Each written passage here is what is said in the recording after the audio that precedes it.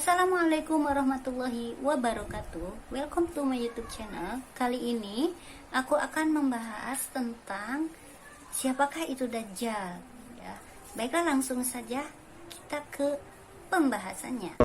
Dajjal adalah seorang laki-laki dari keturunan Nabi Adam alaihi salam.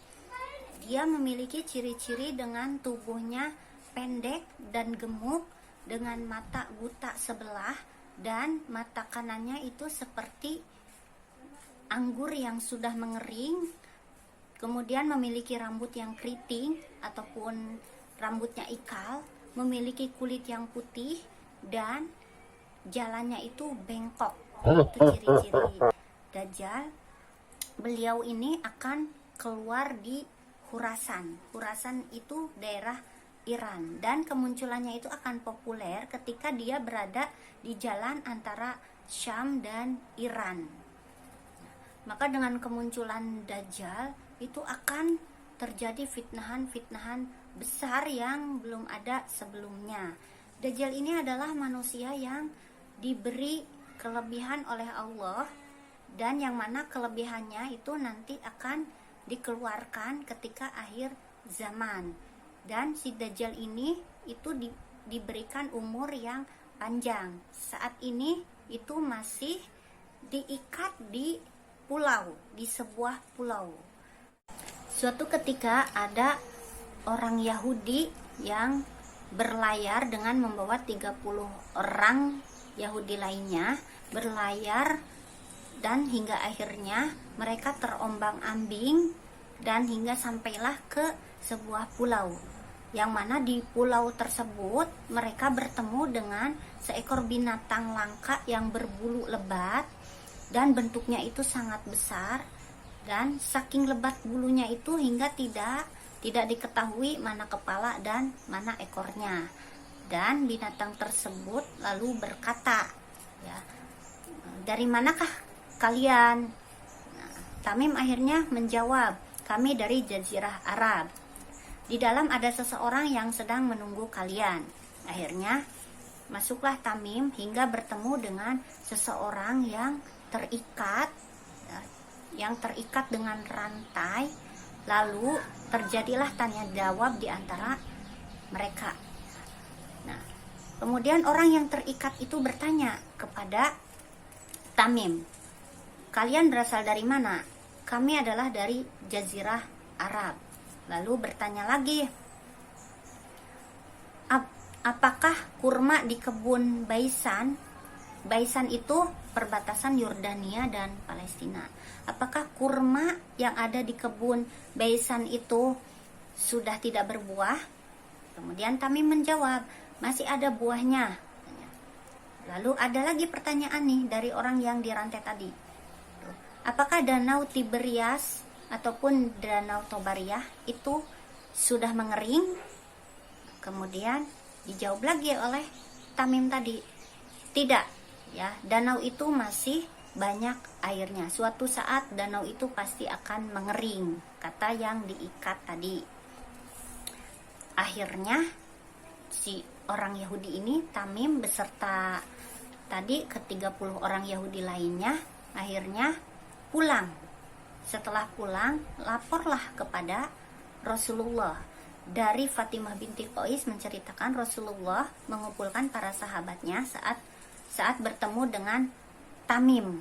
Nah, Tamim menceritakan semuanya kepada Rasulullah, dan Rasulullah mengumpulkan para sahabatnya lalu menceritakan tentang kejadian Tamim ini yang bertemu dengan seseorang yang sedang diikat ataupun dirantai di sebuah pulau itu.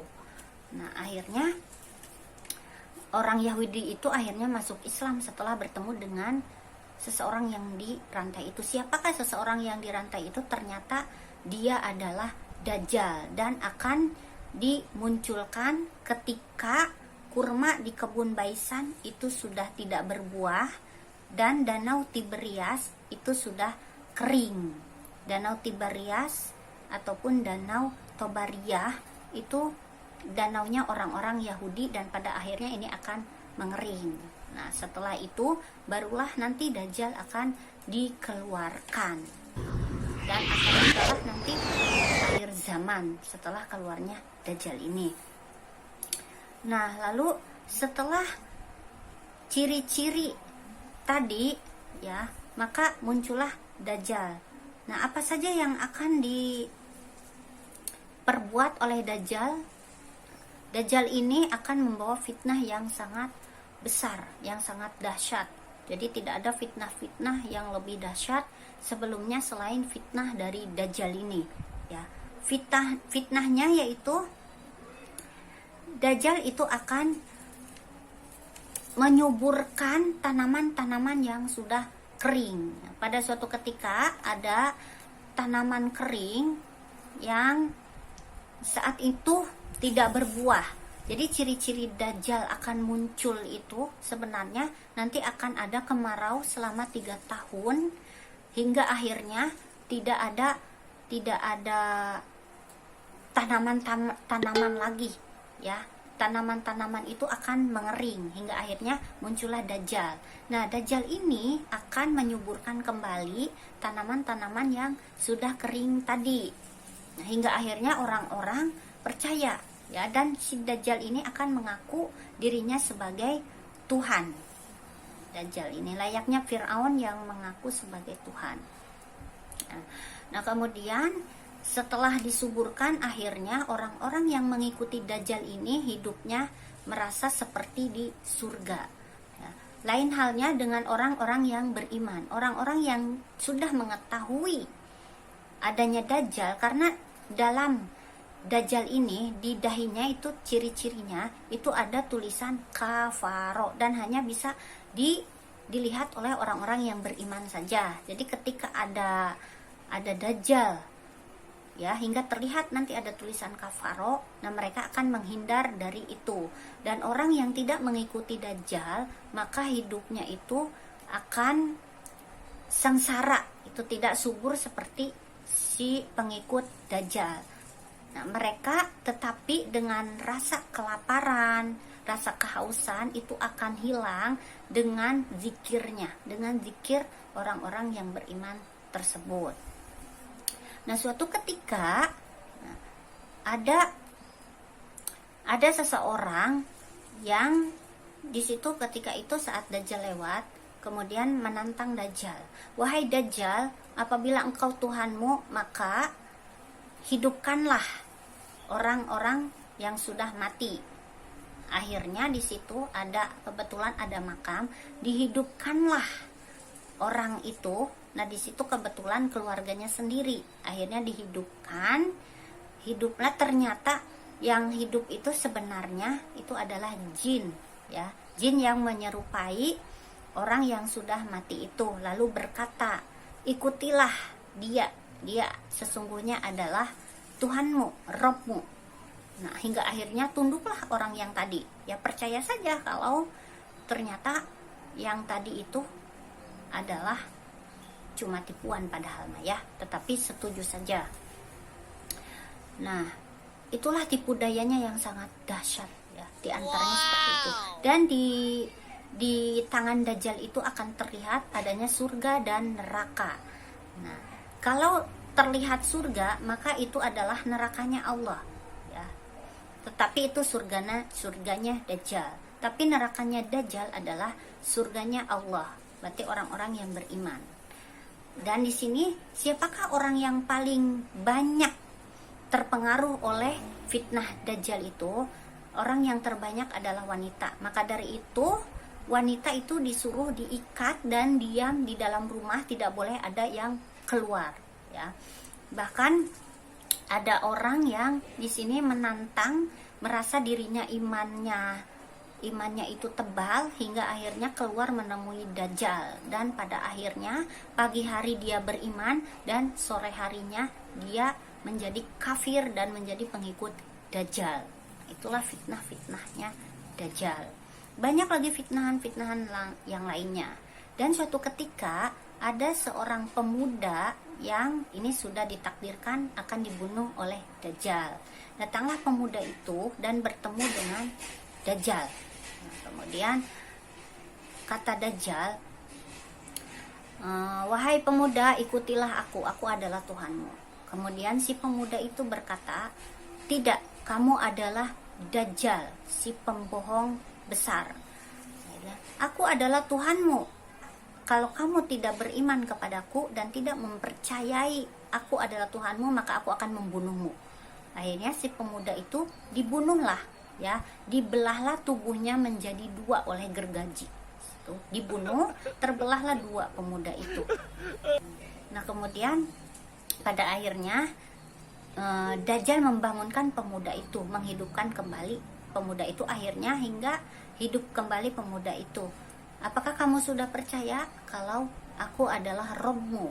Kata pemuda tadi, tidak, bahkan saya semakin percaya kalau kamu adalah Dajjal, ya. Nah, akhirnya Dajjal membunuh kembali pemuda tadi, tetapi ternyata Allah tidak mengizinkan pemuda tadi meninggal, ya, tetap hidup. Itulah fitnahan Dajjal. Nah, bagaimana caranya untuk menghindari fitnahan Dajjal ini? Cara yang pertama yaitu ketika tahiyat akhir, kita dianjurkan untuk membaca Allahumma inni a'udzubika min azabil qabri wa min azabin nar wa min fitnatil mahya wal mamat wa min fitnatil masihid dajjal. Terus setiap sholat, ya, dalam tahiyat akhir. Yang kedua yaitu kalian hafalkan surah Al-Kahfi ayat 1 sampai 10. Jadi hingga ketika bertemu Dajjal nanti, seandainya berpapasan langsung, bacalah surah Al-Kahfi tersebut. Harus hafal, ya. Kalau tidak hafal, masa iya begitu ketemu Dajjal ambil Al-Quran dulu kamu baca, ya udah terlanjur kamu terbawa sama sihirnya Dajjal. Maka dari itu harus dihafalkan surah Al-Kahfi ayat 1 sampai 10. Dibaca terus, ya, hingga hafal. Nah, itu cara menghindari fitnahnya Dajjal. Dajjal ini nanti akan masuk ke semua negara kecuali yaitu Mekah dan Madinah. Karena ketika mau masuk ke kota Mekah dan Madinah, di situ malaikat sudah menjaga kedua kota tersebut dengan membawa pedang, dan Dajjal bisa melihat itu hingga ia tidak bisa masuk ke dua kota suci tersebut. Nah, ketika dia berada di Bukit Uhud, maka si Dajjal ini melihat ada istana putih. Lalu dia berkata, lihatlah istana putih itu istananya Rasulullah. Sebenarnya dia mengakui adanya Rasulullah, ya. Nah, hingga akhirnya ketika Dajjal tidak bisa masuk ke kota itu, kemudian Dajjal ini akan datang ke sebuah kota di situ dengan diikuti oleh 70.000 orang Yahudi dari Asbahan. 70.000, ya, 70.000 orang Yahudi dari Asbahan yang akan menggiring Dajjal untuk membawa fitnahannya. Dan ketika itu kita orang-orang yang beriman sudah dipimpin oleh Imam Mahdi. Jadi nanti ketika kita mau melaksanakan sholat, turunlah Nabi Isa alaihissalam diapit oleh dua malaikat, turun dalam keadaan rambutnya basah, ya, hingga ia sangat wangi, ya. Dan ketika dia menengadah ke atas, maka keluarlah seperti mutiara. Nah, itu Masya Allah, ya.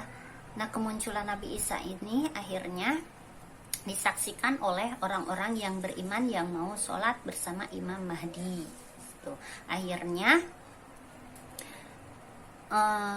sholat bersama, ya. Tetapi di sini Imam Mahdi yang menjadi imamnya, karena ketika Imam Mahdi menawarkan, silahkan wahai utusan Allah agar menjadi imam sholat, tetapi Nabi Isa menolaknya karena mengikuti ajaran Rasulullah bahwasanya ketika orang tersebut sedang menjadi khalifah atau memimpin, maka orang tersebutlah yang menjadi imam. Akhirnya Nabi Isa menjadi makmum. Setelah itu Dajjal datang. Ya, Dajjal datang dan bersama tadi 70.000 orang Yahudi pengikutnya. Nah, hingga akhirnya melihat Nabi Isa alaihi salam berdiri di situ, ya. Nah, kemudian Dajjal itu terkejut dan merasa ketakutan, ya. Sedangkan orang-orang Asbahan yang lainnya dengan mencium wanginya Nabi Isa itu sudah seperti racun, ya, tergeletak, ya, berguguran, ya. Begitupun dengan Dajjal, ketika melihat Nabi Isa alaihissalam, itu tubuhnya itu meleleh seperti garam yang masuk ke dalam air. Tubuhnya meleleh, itu diceritakan dalam hadis. Nah, akhirnya saking tidak kuatnya dengan melihat Nabi Isa alaihissalam, akhirnya lari, ya, lari hingga akhirnya bertemu di Babulut namanya, ya, di Babulut, dan disitulah terjadi pembunuhan Dajjal oleh Nabi Isa alaihi salam, hingga akhirnya Dajjal mati di tangan Nabi Isa alaihi salam. Nah, mungkin itu sekilas kisah tentang Dajjal, ya. Sekian dulu kisah tersebut, kurang dan lebihnya mohon maaf, dan jangan lupa subscribe, like, share, and comment video ini, ya, agar aku bisa lebih termotivasi untuk membuat video-video lainnya. Sekian dulu, assalamualaikum warahmatullahi wabarakatuh.